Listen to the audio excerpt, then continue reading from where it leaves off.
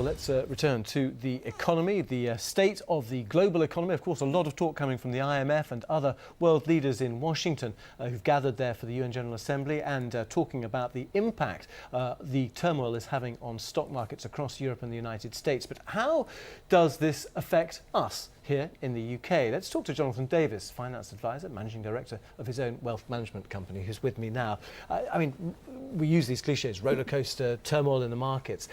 In terms of personal pensions and long-term investments that people may hold in the stock markets, if you're not about to retire, the advice presumably is sit tight, isn't it? Because stock markets go down, they also rise.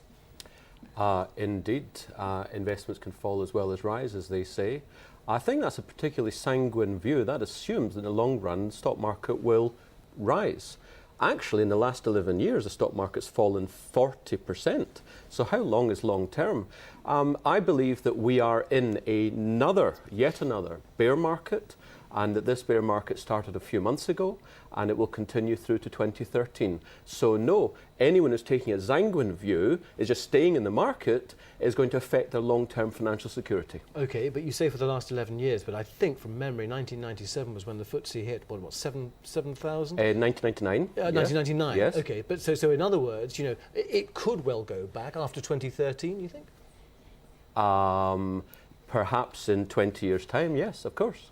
In the stock market crash of 1929 through to the 30s, it wasn't until 1954 that people got back the real value of their investment if they'd invested in 29. So no, I think it's too sanguine to assume that markets will sort out your financial security.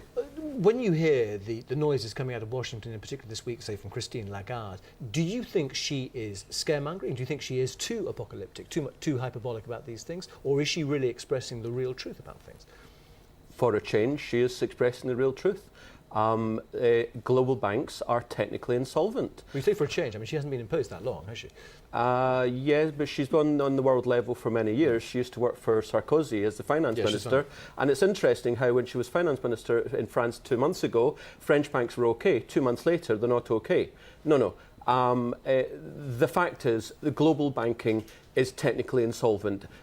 Just look at their share prices. They've been going through the absolute floor in recent months. And it's entirely appropriate that their share prices should do that because they're insolvent. The market is finally catching up with reality. So recapitalisation of the banks, I mean, is that an essential now in terms of government pumping more money in, quantitative easing? What are your views on that? I'm dead against more quantitative easing.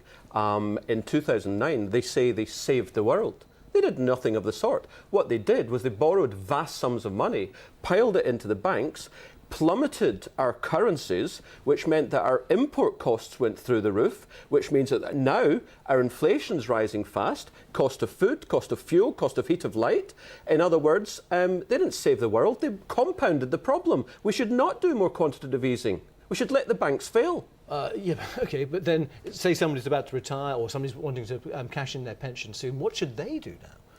Well, I think this would be the wrong time to cash in the pension in order to buy an annuity. But some people have no choice. I mean, well, no, that's not true. There is a pension feature called income drawdown, which they can easily do. They don't have to cash in the chips all for an annuity right now. I think by printing more money, which is probably what governments are going to do, that will create even more inflation. Eventually, interest rates will rise.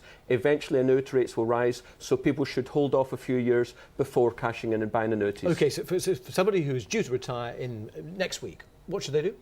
They should, not buy an annuity. Instead, they should hold their funds in secure areas for the next couple of years. And in the next few years, then they'll be able to buy annuity rates at higher levels. But just very briefly, will that limit, though, what they're able to take out in terms of a living pension? It'll be approximately the same as an annuity rate. Right. Okay. Jonathan Davis, thank you very much for talking to us this evening.